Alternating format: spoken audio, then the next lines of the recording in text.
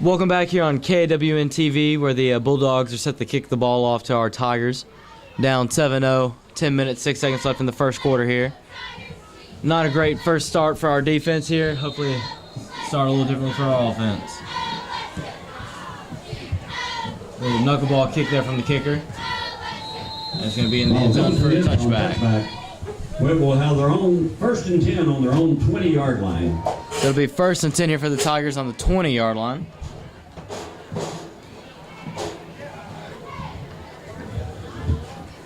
And Coach, I think looking at tonight and looking kind of long term, you want to get Jake the ball, get him running, get him, bulldozing his way through like he does. But if his shoulder starts acting up, Coach, I think we need to play it safe with him. $2 each at the 10 across from the concession stand. 1st and 10 here for the Tigers. You run to the right. It's Grossi on the run right there, Brandon. It'll be a gain of about 3. Should bring up about 2nd and 7. Tackle by Fox from Columbia.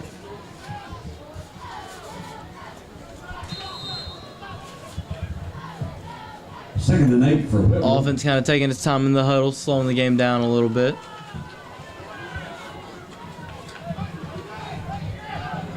Second about 7, 2nd and 8 here. I believe that's going to be a false start on us. Looked like we were trying to run a counter there, Brandon. The way our guard, number 75, Matthew Carter, pulled out there. False start against Whitwell, 5-yard penalty. It'll be 2nd down and... Unfortunately, we have our 2nd penalty of the night, and we're 2.5 minutes in. Yeah, Coach, you're right. And that's definitely something we don't want to see. It's kind of been our kryptonite all year. Just penalty after penalty after penalty after we started off the year pretty solid, Coach. And, instead of running that counter play, it's going to be about 2nd and 13 now. Prepare for Whitwell's run.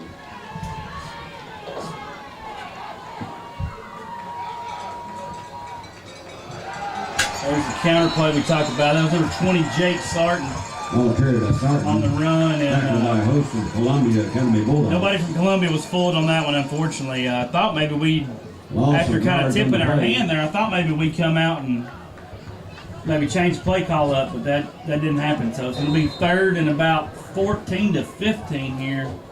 16. It's going to be interesting to see what we come out and do here, Brandon. Yeah, I think you're right, Coach. I was kind of expecting us to do something different here. But we have a run out to the left here. Looks like we get close to the original line of scrimmage. Yeah, I believe we're back to the 20, right? Tackle by Thompson. 19, 20-yard line, it looks like, Brandon. It's going to bring up... It'll be 4th down and around 10 yards. 10.5, somewhere in there. And Cody back to punt, it looks like. And unfortunately, we go 3 plays and, 0 to negative yards there. Here we are. Cody gets the punt off. It's a good punt. Rossi punting. And it looks like it's going to go out of bounds right at about midfield, maybe our 49-yard line. Looks like Whitwell 49-yard line, and the Bulldogs will take over there. 1st and 10.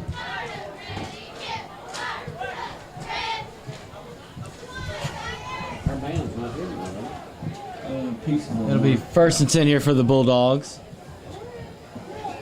Because it's going to be a big defensive stand. You never really want to go down 2 possessions this quick in a game. Yeah, we definitely got to answer the bell here. Talk about field position, the pregame, Brandon, and here Columbia is on our side of the field. False start. Looks like their right guard got a little head start there on the pass play. But once again, Brandon, they sent that guy in motion. False start against Columbia. It'll be 1st and 15. To our side here, kind of loading the box up per se.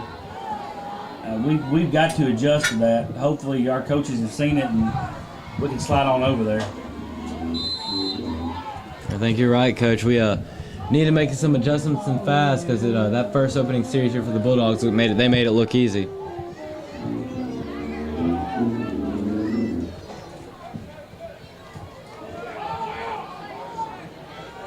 First and 15 here. Roll out. Oh! Ooh. Great coverage there. That's a great knee by Hudson Petty right there. Petty on the defensive. Man, I thought he was going to pick that one, Brandon, but nonetheless, going to bring up second and about 15 again. Maybe we made the adjustments we need right there. I kind of got a feeling that we may see a bubble screen off that here soon because I think they're going to fake the deep pass. I think you're right, Coach, but great D there by Hudson Petty. We've talked about all year. Kind of been like the anchor on our defense, stepping up big, especially for such a young guy. 2nd and 15 here. Step back pass. Quarterback's rolling out to the left. He's going to get brought down behind the line of scrimmage. That's a good tackle by Avery. He kind of had him up high, and he couldn't get him. I think he's afraid to get a horse collar. So good way to give up an extra yard or two right there and not give up a 15-yard penalty. So good play by him. We'll take it. Be 3rd down. Got to answer the bell right here, Brandon. You're right, Coach. I think that was a good type play there by Avery. Usually our guys just bring him down by the horse collar. Great, thinking there. Give up an extra yard or two. Make sure not to get that 15-yard penalty, like you said, Coach.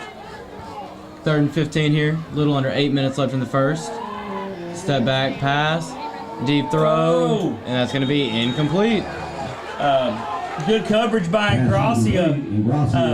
Even if the guy catches it, quarterback threw it where only his guy could, and Gracia had good coverage. Works out for us. Good defensive stand for us right there, Brandon. Force 3 and out, and maybe Cody can bust this one and take it to the house. You're right, Coach. I think one thing that actually helped us out there was Columbia Academy turning to the pass. I know pregame show we were concerned about our secondary, but and Gracia and Hudson stepped up big there, and that sack by Avery as well. Quick 3 and out. Oh, fake punt, Brandon. Nope, take that back. Rugby kick. Kind of fooled me there. The way the gunner, the outside man, took off there, almost like a receiver. Good formation by those guys. They duped me. Honestly, that was a nice little play call there. Nice little just setup they have over there at Columbia Academy. It kind of gives the punter the option if he wants to, I guess, to throw it or hold on to it, maybe run or just punt it, depending on the scenario. This whole class of 7. Hopefully, yes, Coach, we kind of get that. You kind of get that momentum we had last week. Trace almost blocking a few punts. Getting Trace back there. Punter's going to hold on to the ball. Let him. Nice little run up the middle here. Yep, that's number 21, Clay Mahone on the run right there. I think if he could have set up for just another half second, Coach, we'd be in the end zone. It's going to bring up 2nd 2 right here, Brandon. We have got to put a drive together. I know I sound like Captain Obvious right now, but we have got to get the clock management in our favor. Columbia wants to play fast, and we kind of want to ground and pound people, so we've got to get into that mindset. I say, Coach, this is our second possession already of the game, and we're under 7 minutes left in the first quarter. That's going to be number 53, Bull Baker, to jump for us right there, it looks like. Ball start. Got to keep a level head there, Coach. Go from 2nd and 2 to 2nd and 7 kind of changes the outlook of this drive.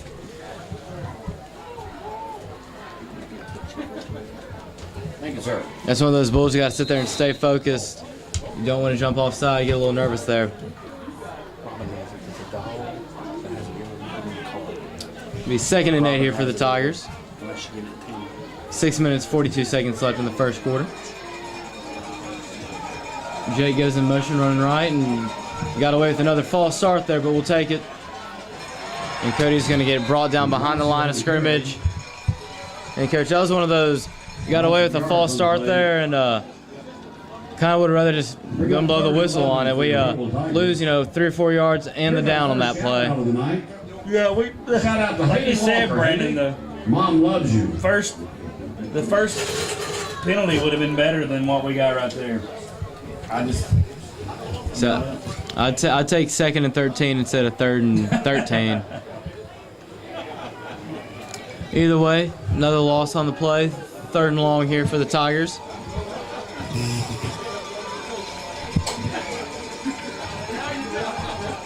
Oh, little dump pass here to Jake. Jake's fumble. Oh, man.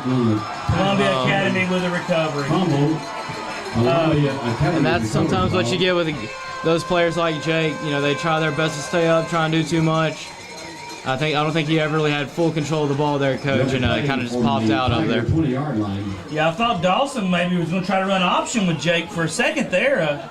We saw that against South Pitt. They kind of run it more inside than out, but unfortunately that's kind of one of the things that happens. And Jake trying to make a play, got to put the ball away though. So it'll be 1st and 10 here for Columbia Academy. And again, Coach, deep in our own field position. We're going to have I believe we're going to have play. No, it's going to be offsides on us, Brandon. It's going to be offsides against Whitwell. We'll bring up 1st and 5 for Columbia on the 15-yard line. Like I said, we have got to quit making these offsides, and then personal fouls are just absolutely killing us this year.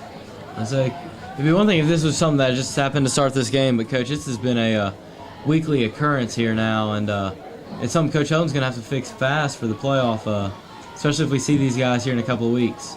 Yeah, like I said in the pregame show, if the season were to end today and we each won our first-round game, we'd be traveling to Columbia Academy. So we're going to see these guys again. Timeout, Whitwell. All right, so while they take a timeout on the field, we'll take a timeout up here. We'll be right back here on KWN TV in just a minute.